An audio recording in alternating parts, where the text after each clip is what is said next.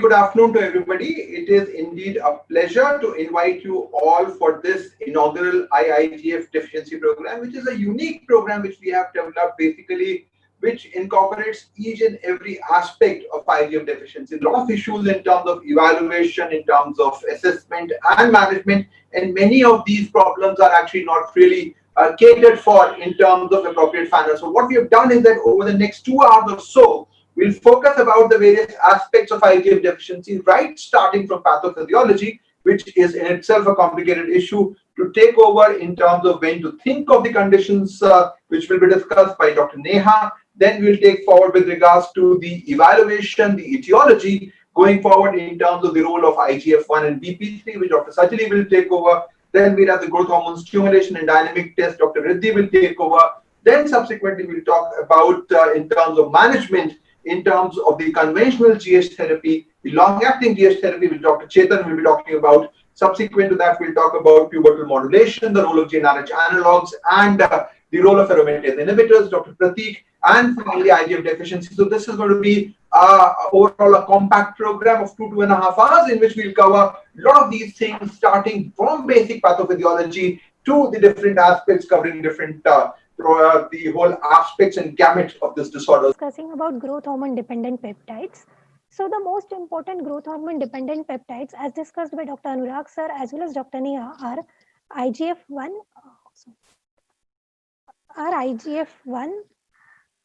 and IGF-BP3. In addition to that, ALS also is an important growth hormone dependent peptide, but ALS does not have any biological function, and hence we will not be discussing about that in details. These two peptides combine to binary complex, which then combines with ALS to form a ternary complex. IGF-1 exists most commonly in this form in the blood. These both peptides, as discussed previously, are produced by liver under the influence of growth hormone. So let's discuss them in big details. So insulin-like growth factors, there are two types, of which IGF-1 is growth hormone dependent. IGF-2 is not dependent on growth hormone. This IGF-1 is produced by the liver, and the production is different for different ages. In neonates, the production is very less, and it accounts to around 30 to 50% of the adult range. This IGF-1 production gradually increases as the age increases, and they reach the adult value at pubertal onset. And during puberty, the value of IGF-1 tends to shoot 2 to 3 times above the adult range, and this is affected by the sex steroids. And hence, while assessing the IGF-1 levels in pubertal children, one should correlate them better with the Tanner staging or the bone age rather than the age. So there are various factors that affect IGF-1 levels. One most important factor is the age, as we described previously, and also gender plays a role in IGF-1 levels. Males tend to have higher IGF-1 levels compared to females.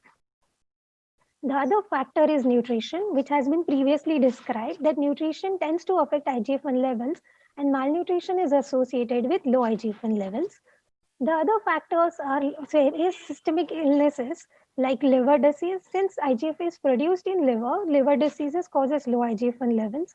The other diseases like kidney disease, diabetes, severe trauma, or malignancy can also affect IGF-1 levels. The other thing is drugs. OC pills commonly affects IGF-1 levels and tend to cause lower IGF-1 levels. In addition to this, the hormones also play an important role on IGF-1 levels. Insulin, thyroid hormones, and steroids tend to increase IGF-1 levels. Similarly, sex steroids like androgen and estrogen in lower dose tend to increase IGF-1 levels, whereas estrogens in higher dose suppresses IGF-1 levels, which is also seen with OC pills. So going ahead with various assays and how to do IGF-1 sampling. So IGF-1 is normally done on serum. Whenever one collects a whole blood, one should separate serum within 2 hours of collection. Since IGF-1 does not follow any circadian rhythm and is in bound form, the collection can be done any time of the day. IGF-1 is stable at room temperature, and it can also be stored at -20 degrees for weeks together. The various assays that are used are immune assays, and liquid chromatography, tandem mass spectroscopy. The most commonly available assays that are done in most hospitals are immune assays, which are antibody based. But ideally, ideally one should do a liquid chromatography tandem mass spectroscopy. Now the assays measure either total IGF-1 levels or free IGF-1 levels. So let's see what is better. Total IGF-1 levels, they measure the ternary complex, which contributes to around 98 to 99% of the IGF-1. Free IGF-1 is a biologically active form, and it exists in the concentration of 0.95% to 2.2%. Free IGF-1 assays are immunoradiometric assays, and they require multiple staging and is a complicated process. So ideally speaking, free IGF-1 assays would be better to do to know the biologically active form of IGF-1s, but normally we do total IGF-1s. So let's understand from few studies. This was a study done by Joule et al., where he compared free IGF-1 levels in 1,430 patients, and he saw that the sensitivity and specificity of free as well as total IGF-1 was nearly same, and the accuracy of the test was also nearly same. And so they concluded that the free IGF-1 does not have any superiority over total IGF-1 levels. And a similar study was also done by Hasegawa, where they also concluded that free IGF-1 is as has same efficacy as total IGF-1. So to conclude, free IGF-1 has no additional benefit over total IGF-1 level. So one can do a total IGF-1 assays instead of free IGF-1 assays, as they are more complicated and tedious. So just to understand the sensitivity and specificity of total IGF-1 assays, we can see that various studies have reported sensitivities of IGF-1s ranging from 34% to around 99%, whereas the specificity of IGF-1s is more. So what happens and which conditions affect IGF-1 levels? As we have discussed previously, growth hormone and growth hormone receptor defects will cause significantly diminished growth IGF-1 levels. But various other conditions like discussed previously, like malnutrition, liver disease, severe illness, trauma, also can cause low levels of IGF-1s. In addition to that, one should also keep in mind that some conditions like constitutional delay of growth and puberty can also have low IGF-1 levels, but with normal IGF-BP3s. Conditions, other comorbidities like diabetes, hypothyroidism, and can also cause low IGF-1 levels. So after understanding about the IGF-1 assays, there are some limitations that are there, which is there are no standardization available for IGF-1 assays. Recently in 2014, WHO has published a standard IGF-1 assay, and validation of this assay has also been done in a study which involved 12 centers and 15,000 patients, and they tried to derive a normal range from birth to senescence, and they have made a reference range, but this study was done in US and Europe. Now, whether this data will be validated for Indian scenario is not known. So at present, there are no standard normative data that is available for an Indian scenario. IGF-1 BP3 also interferes with IGF-1 assays, and they will cause falsely low values. So removal of this IGF-BP3s is required prior to processing the IGF-1 levels. And as we discussed previously, various factors also affect the IGF-1 assays and hence has to be kept in mind.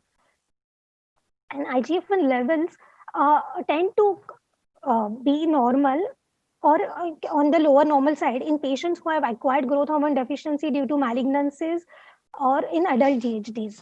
So all these limitations are there for IGF-1 assays. One more important role IGF-1 plays is in monitoring. So what is the exact role of IGF-1 in monitoring of growth hormone therapy? This is well explained by the study done by Lanes, where they have seen whether IGF-1 levels are affected with growth hormone and what is the significance of improvement in IGF-1 levels. In this, we can see that at 6 months, there was significant improvement in IGF-1 levels But at 12 months, there was not much significant improvement. So they concluded that though IGF-1 levels do improve with growth hormone, but they do not play any role in monitoring the response. And similar response was seen in this study, and they concluded that IGF-1 levels are important for monitoring of growth hormone therapy to assess compliance, safety in these patients, and not to assess the response to therapy. And it also plays an important role in patients with growth hormone insensitivity to see whether they do respond to growth hormone or not.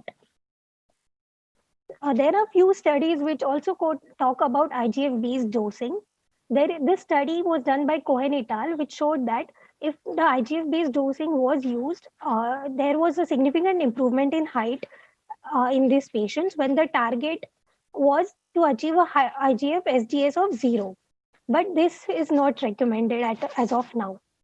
Coming to the risk factors, as we have discussed previously, high IGF-1 levels are associated with increased risk of malignancies, which has been well documented in adult growth hormone deficiency patients, but this risk has not been yet documented in pediatric patients.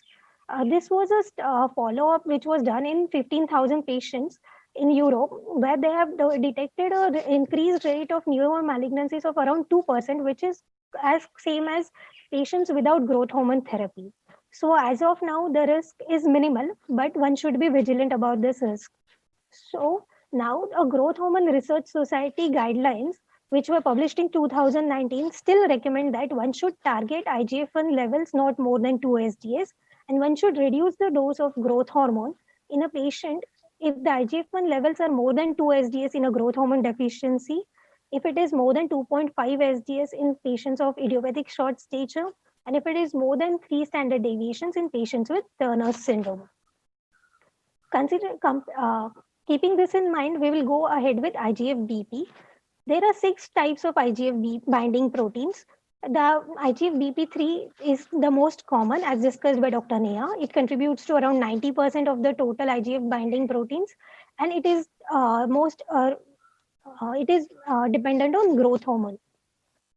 This IGF-BP3 acts as a transport protein to transport IGF-1 from liver to the target sites. It also acts as a buffer as to decrease sudden release of IGF-1 and cause hypoglycemia, and also it independently acts on the cells and causes apoptosis.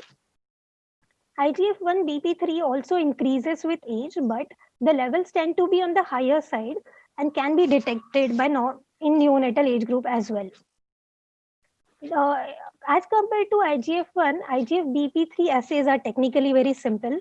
They do not require removal of the binding proteins prior to IGF, like in IGF-1 assays.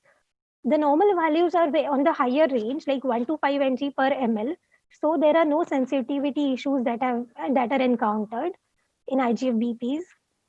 They vary with age, but to a lesser extent as compared to IGF-1, and hence are preferred in children less than 3 years. They vary with nutrition also to a very less extent, and hence are preferred compared over to IGF-1. So the IGF-BP3 assays require the same serum sample and has to be processed within 2 hours of collection as IGF-1. And since IGF-BP3 also does not follow the circadian rhythm, hence the sample can be collected any time of the day. The assays that are used for measurement of IGF-BP3s are immune assays, which are also antibody-based. Now the assays can measure either total IGF-1BP or functional IGF-BPs. It would be ideal to measure functional IGF-BP3s, as total IGF-BP3s will include active as well as inactivated or fractionated IGF-BP3s. But various studies have concluded that there is no significant difference in sensitivity and specificity of total IGF-BPs and functional IGF-BPs. Hence, we do total IGF-BP levels. Just a summary of the sensitivities and specificities of IGF-BPs on assays by various studies shows that IGF-BP has more specificity compared to IGF-1s, though they are less sensitive. So to interpret the results of IGF-1 and IGF-BP3, if IGF-1 is low, along with IGF-BP3 and growth hormone as discussed, is seen in growth hormone deficiency, in growth hormone resistance, STAT5B deficiency, and IGF, acid labile substance deficiency. If IGF-1 and IGF-BP3 are low with a normal or high growth hormone, it suggests growth hormone resistance syndrome. If IGF-1 is low with elevated IGF-BP3 with a normal or high growth hormone, suggests IGF-1 defect. If all the three are high, it can be seen in IGF-1 receptor defect as well as a new mutation that is seen as paplysine 2 gene, which also presents with subtle short stature and dysmorphism with high IGF-1, IGF-BP3 and growth hormone. So now let's see what are the recommendations. This is a recent guideline published by a Growth Hormone Research Society in 2019, which recommends that IGF-1 and IGF-BP3 should be used as a screening test in a child suspected to have a pathological short stature. Any IGF-1 which is less for the child with growth failure is suggestive of a diagnosis of growth hormone deficiency. When I say less than 2 standard deviations for the age and gender. Any IGF-1 levels at any time, if they are more than 0 SDS, makes the diagnosis of growth hormone deficiency unlikely. It also recommends that IGF-BP3 is considered to be a more reliable biomarker than IGF-1 in children less than 3 years. And we all know the reason why, as we have discussed previously. So, but what happens in a country like India, where the resources are limited and there are various financial issues which parents face? If we know the cost of IGF-1 is around 5,000 to 6,000, which is same as the cost of doing a growth hormone stimulation test in India. And as discussed previously, there are significant overlap of IGF values between a normal and a growth hormone deficient child. And IGF-1 levels are affected by various factors. And the guideline also recommends that in a child who has low IGF-1, growth hormone deficiency should be confirmed by growth hormone stimulation test. Considering all these factors, whether doing IGF-1 as a screening test or in India is a question. So to conclude, one should know that IGF-1, IGF-BP3 and acid labile substance are growth hormone dependent peptides. There are various issues that have to be kept in mind, and like age, gender and assay issues. Each of them has a variable sensitivity and specificity, and all of them require confirmation with a growth hormone stimulation test to confirm a diagnosis of growth hormone deficiency. So in a resource limited setting like India, one would recommend doing a growth hormone stimulation test instead of doing an IGF-1 or IGF-BP3 if the patients are not affording.